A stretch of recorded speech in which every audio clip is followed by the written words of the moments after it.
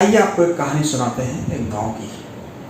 8-10 साल का बच्चा था, एक किसान के घर में पैदा हुआ था। जब वो कुछ होश संभाला तो उसे पता चला कि वो गांव के उन चुनिंदा लोगों में से है जिनके घर की खुद की ज़मीन है।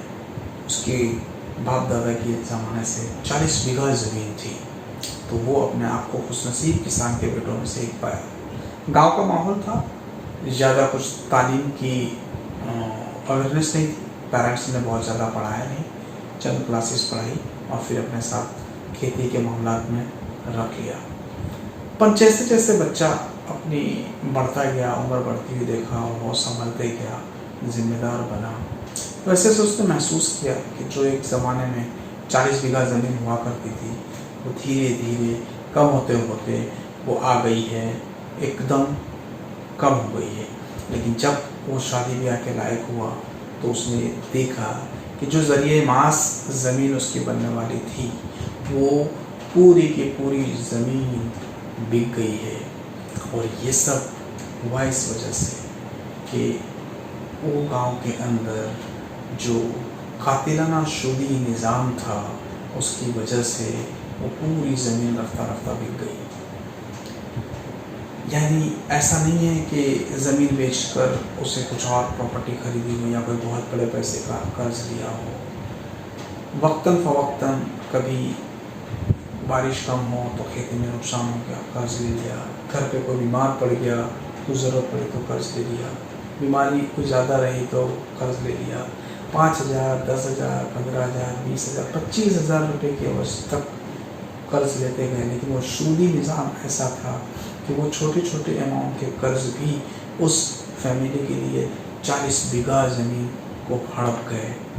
आज उसकी अगर हम वैल्यूएशन देखते हैं तो तकरीबन 1.5 करोड़ की वो ज़मीन थी जो एकदम उस बच्चा जब वो शादी ब्याह करके ज़रिए माश कमाने के लायक बना तो जो ज़मीन उसके लिए एक ज़रिए माश का सबब बन रही थी वो उसके हाथ से जा चुकी थी।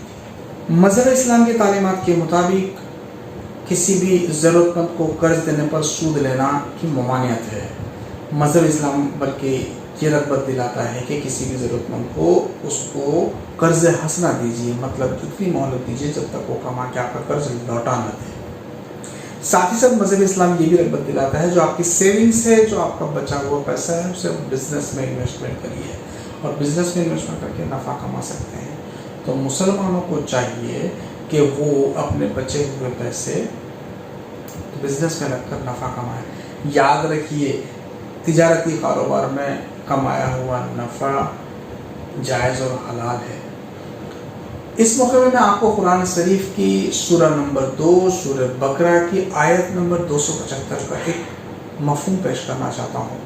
जो लोग सूद खाते हैं उनका हाल ऐसा है जैसे कि शैतान ने उन्हें छूकर बावला कर दिया हो।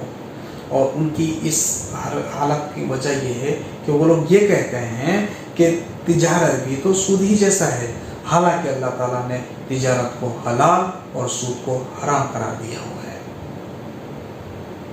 जब हम कुरान शरीफ की आयत को देखते हैं और समझते हैं तो ये हम पर लाजिम आता है कि हम हमारे जो भी मामलात हैं उसे इस तरह से देखें कि आया ये जो कारोबार हम कर रहे हैं ये सूदी निज़ाम का है, सूदी नौइयत का है या तिजारती निज़ाम का है। क्योंकि हमारे माशरे में हो रहे जो भी मामलात होते हैं उस पर नज़र डालते हैं तो बाज़ मकामात पर ऐसा पता चलता है कि बहुत सारे मामलात जिसकी नौइयत एकदम सूद के लेन देन की तरह से होती है, लेकिन लोग उसे नफ़े का नाम देकर वो कारोबार करते हैं और लेने वाला देने वाला दोनों उसको बिना किसी झिझक के करते हैं। बाज़ औक़ात ये शौरी तौर पे होता है या गैर शौरी तौर पे होता है। और साथ में ये भी कभी कभी महसूस किया जाता है कि जो मामला जो तिजारती लेन देन शरई बिना पर होते हैं, नफ़ा नुकसान शरी के बिना से होते हैं, जो शरई तरीके से जायज़ और हलाल तरीके से होते हैं, तो चंद लोग लाइल्मी के बिना पर उस तरह के भी मामलात पर एतराज़ उठाते हैं और उसे वो उस तरह के मामला पे भी एतराज़ उठाते हैं और उससे भी सूदी नीयत का करार देते हैं। आइए हम आपको आम ज़बान के अंदर जो चंद लेन देन के मामला जिससे हमारा साबका पेश आता है उसको यहाँ पेश करते हैं। पहली चीज़ यह आती है, जैसा कि हम जानते हैं बाज़ औक़ात लोग किसी से कर्ज़ लेना ज़रूरी समझते हैं, क्योंकि घर खर्च की ज़रूरत की वजह से, दवा पानी इलाज कराने की वजह से, या शादी ब्याह के मौके पर, या दीगर पर्सनल ज़रूरियात के मौके पर काम धंधा ना चल रहा हो, नौकरी ना हो, तो घर खर्च के लिए पर्सनल कर्ज़ लेते हैं। तो इस तरह के मामला, जो भी इस तरह का कर्ज़ दिया जाता है, उस तरह के मामला जो है उसके ऊपर कुछ भी इजाफा लेना जायज़ और सही नहीं है। अगर कुछ भी इसके इस तरह के मामला के अंदर इजाफा लिया जाता है तो चाहे उसका नाम नफ़ा मुनाफा दिया गया हो, लेकिन उसका शुमार सूद की कैटेगरी में होगा, क्योंकि जिसे आपने लोन दिया है उसने उसे कहीं कुछ कमाया नहीं है, नहीं उससे कोई बहुत ज़्यादा बेनिफिट लिया, वो पर्सनल खर्च के लिए लिया है। तो इसी तरह के मामला का जो लेन देन होना चाहिए वो कर्ज़ हसना की कैटेगरी में होना चाहिए। कर्ज़ हसना मतलब उसमें से कोई भी इजाफा लिया नहीं जा सकता। दूसरी उस तरह की कैटेगरी होती है जहाँ पर हम देखते हैं कि बहुत सारे ऐसे लोग हैं जिनकी खुद की सेविंग्स हैं, उनके पास पैसे सरप्लस हैं, और ऐसे लोग हैं जो बिज़नेस कर रहे हैं, जो एंटरप्रेन्योर्स हैं, जिनको जो बिज़नेस कर रहे हैं, लेकिन उनके पास कैपिटल की रिक्वायरमेंट होती है। जब इस तरह का इन्वेस्टर और बिजनेसमैन आपस में मिलकर कोई मुआहदा करते हैं, कोई एग्रीमेंट करते हैं, जिसे हम मुदारबा या मुशारका या जिसे आम भाषा में कहते हैं पार्टनरशिप होती है, तो यहाँ पे कैपिटल जो होता है वो इन्वेस्टर का पैसा होता है, और जो मेहनत होती है या बिजनेस स्किल होती है वो एंटरप्रेन्योर या बिजनेसमैन की होती है। तो इसमें pre decided terms and condition पर जब profit and loss sharing basis पे यहाँ पर इन्वेस्टमेंट किया जाता है तो वो भी उसके अंदर से कमाया हुआ नफ़ा भी जायज़ और हलाल है। याद रखिए, जब भी जो एग्रीमेंट होगा तो उसमें profit and loss sharing basis पे होगा। सिर्फ नफ़े में हिस्सेदारी लेने से अगर कोई एग्रीमेंट बनता है तो जायज़ और दुरुस्त नहीं है, क्योंकि कैपिटलिस्ट को इन्वेस्टर को कैपिटल पे रिटर्न या प्रॉफिट कमाने का तभी हक है जब उसकी कैपिटल अमाउंट बिजनेस के रिस्क को फिर जाती हो, मतलब वो बिजनेस का रिस्क उठाती हो तभी है, और रिस्क के अंदर नुकसान होने के इम्कान हैं। तो इस तरह का भी अगर कोई मामला होता है तो जो भी रेशियो प्रॉफिट लॉस शेयरिंग का होगा, जो डिसाइडेड होगा, उस हिसाब से जो भी नफ़ा आएगा वो शरई तौर पे जायज़ और दुरुस्त है। दूसरा एक तरीका भी जो आम तौर पे देखने को मिलता है कि बस औकात पर मान लो कोई मैन्युफैक्चरर है, उसे रॉ मटेरियल कैश में लेने की ज़रूरत है, लेकिन उसके पास वर्किंग कैपिटल इतनी नहीं है जो वो ले सके, तो उसे ऐसे टाइम पर ये वो देखता है, कोई इन्वेस्टर अगर है तो वो कहता है कि भाई ये आप प्रोडक्ट आप ख़रीद लीजिए और ये मुझे आप बेच दीजिए, लेकिन आपको यहाँ कैश पेमेंट करना होगा और मैं आपको इतने वक्त के बाद दे पाऊँगा। तो इस तरह का जो एग्रीमेंट होता है उसे मुराबाहा का एग्रीमेंट कहते हैं। तो ये रॉ मटेरियल के अलावा दूसरे प्रोडक्ट पर भी एप्लीकेबल होता है, जहाँ पर पहले से fixed percentage markup in cost plus markup कहा जाता है, जो इन्वेस्टर्स खरीदता उसके लिए है, जो यूज़र की ज़रूरत का होता है। तो ऐसे टाइम पर जो भी मतलब डील होती है, जो भी कॉस्ट प्लस मार्कअप के टर्म्स एंड कंडीशन के साथ खरीदा जाता है, तो उस तरह का भी नफ़ा जो कमाया हुआ वो जायज़ और दुरुस्त है। और इसकी जो कंडीशंस है वो हमें ध्यान में रखने की ज़रूरत है कि वो माल खरीद कर बेचा हुआ होना चाहिए। मिसाल के तौर पर अगर आपको कोई चीज़ की ज़रूरत है तो वो पहले वो चीज़ खरीदेगा इन्वेस्टर और वो फिर उसको सेल करेगा। सिर्फ कैश दे देना और फिर ये नक्की कर लेना कि एक महीने के बाद मैं आपसे 10,000 रुपये बढ़ाकर लाख रुपये पे 10 लाख रुपये इधर बढ़ाकर ले लूँगा और कोई प्रोडक्ट इसके अंदर इन्वॉल्व नहीं है, तो वो जायज़ नहीं है। तो पहली कंडीशन है कि माल सामान का मौजूद होना वहाँ ज़रूरी है, और खाली फाइनेंशियल ट्रांजेक्शन पे वो नफ़ा लेना जायज़ नहीं है। और नफ़ा का जो मार्कअप है वो पहले से डिसाइडेड होगा, ऐसा नहीं होगा कि वक्त जाएगा फिर इसको डिसाइड किया, तो पहले से नक्की कर दिया जाएगा कि ये 10 रुपये की चीज़ है, मैं आपको 1 महीने बाद दूंगा, इसके 11 रुपये में आपको बेच रहा हूँ, तब तो वो इस तरह का एग्रीमेंट जायज़ और दुरुस्त है। एक और तरह का जो तीसरा तरीका है इसके अंदर जो मैं आपको यहाँ पे बताना चाहता हूँ वह है इजारा का, जिसको कहते हैं लीज कम सेल्स। इसके अंदर होता ये है कि बहुत कभी कभी इंसान की जो रूटीन अर्निंग है उससे ज़्यादा की चीज़ें खरीदने की होती हैं।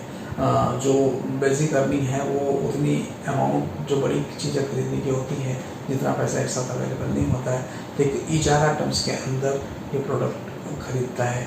अब इस कैटेगरी के अंदर जो आती है वो जैसे कारोबार के लिए बड़ी बड़ी मशीनें हुई, लैथ मशीन या CNC मशीन या दूसरी बड़ी मशीनें हुई, या फिर ज़मीन मकान हुआ, ऑफिस मकान हुआ, या घर के यूज़ के लिए मकान हुआ, या मोटरसाइकिल हुई, मोटर कार हुई, तो इसके अंदर इजारा बेसिस पर ट्रांजेक्शन करता है। मतलब यहाँ पर इन्वेस्टर क्या करता है, जो कैपिटल इन्वेस्टमेंट करके वो मशीन या वो प्रोडक्ट खरीद लेता है और वो लीज कम सेल्स बेसिस पर यूज़र को दे देता है। तो इसके अंदर होता ये है कि जितना वक्त वो लीज पे दिया रहेगा उसका जो रेंट उससे वो लेगा, और यूज़र जो होता है वो अपनी पेबल कैपेसिटी के हिसाब से उसका इंस्टॉलमेंट फिक्स करता है। तो इंस्टॉल के अंदर से 2 कंपोनेंट होते हैं, एक तो रेगुलर रेंट होता है जो वो मशीन का या मकान का किराया देता है, दूसरा उसके अंदर असल जो कीमत होती है उसके अंदर भी कीमत के अंदर का भी कुछ हिस्सा अदा करता है। तो जैसे जैसे यूज़र इन्वेस्टर को कीमत अदा करते रहता है वैसे वैसे उसका जो ऑनरशिप है वो धीरे धीरे यूज़र के पास ट्रांसफ़र होते जाती है, और आखिर में जब पूरी 100% कीमत अदा हो जाती है रेंट के अलावा, तो जो इन्वेस्टर है वो मशीन, वो एसेट ट्रांसफ़र कर देता है, उसका टाइटल ट्रांसफ़र कर देता है यूज़र को। तो इसमें जैसे जैसे रेंट भी धीरे धीरे कम होता चला जाता है, जैसे जैसे इन्वेस्टर को उसकी प्रिंसिपल का अमाउंट मिलता चला जाता है तो रेंट भी कम होता जाता है। तो इस तरह के मामलात भी शरई तौर पर जायज़ और दुरुस्त हैं। तो इस तरह से मशीन पर कमाया हुआ रेंट या उस प्रॉपर्टी पे एप्रिसिएशन से कमाई हुई अमाउंट भी जायज़ और दुरुस्त है, उसका शुमार सूद की कैटेगरी में नहीं होगा। तो हमने ये देखा कि 4 तरह के लेन देन का तस्करा हमने यहाँ पे किया। एक तो है ऐसा जो इंटरेस्ट फ्री, जो कर्ज याचना की कैटेगरी में आता है, वह है पर्सनल ज़रूरत के लिए लिया गया खर्च। तो उस तरह के ऊपर खर्च के ऊपर, उस तरह के कर्ज के ऊपर कोई किसी भी तरह का इजाफा लेना जायज़ और दुरुस्त नहीं है। दूसरा हमने डिस्कस किया कि बिज़नेस के अंदर इन्वेस्टमेंट करके नफ़ा नुकसान के सेविंग बेसिस पे अगर कोई इन्वेस्ट करता है तो उसमें से नफ़ा कमाना सही है, उसको मुदारबा या मुशारका की कैटेगरी में गिनते हैं या पार्टनरशिप कहते हैं। तीसरा चीज़ हमने डिस्कस की जो कॉस्ट प्लस मार्कअप, किसी प्रोडक्ट को एक्स अमाउंट पर खरीद करके एक्स प्लस जो भी फिक्स परसेंटेज प्रॉफिट का नक्की करें उससे बेच देते हैं, इसको कहते हैं मुराबहा। तो उस तरह का भी लेना प्रॉफिट जायज़ और दुरुस्त है। और तीसरा हमने देखा इजारा, मतलब लीज कम सेल्स की कैटेगरी में जो मामला होते हैं उसको इजारा। 3-4 मामला में हम देखें और अब हम गौर करें जिस कहानी से मैंने मेरी गुफ्तगू की शुरुआत की थी। अगर वो बच्चे की फैमिली या उसके एतराफ़ में आने वाले लोग इन 4 कैटेगरी के हिसाब से उसकी मदद करे होते, मतलब जब उससे घर पे बीमारी की ज़रूरत हुई, कभी कुछ मसाइल आ गए और उसे कर्ज़ हंसना दिया होता जिसके ऊपर से कोई सूद न लिया होता, या जब किसान खेती करने गया, जब बीज डालने के लिए उसके पास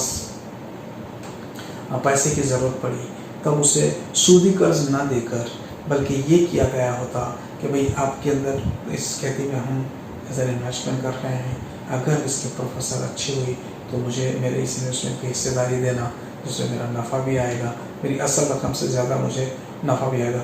और खुदा न खास्ता बारिश नहीं होती है और फसल नहीं होती है ठीक और नुकसान हो जाता है, तो मेरे हिस्से के नुकसान भी भुगतने के लिए मैं तैयार हूँ।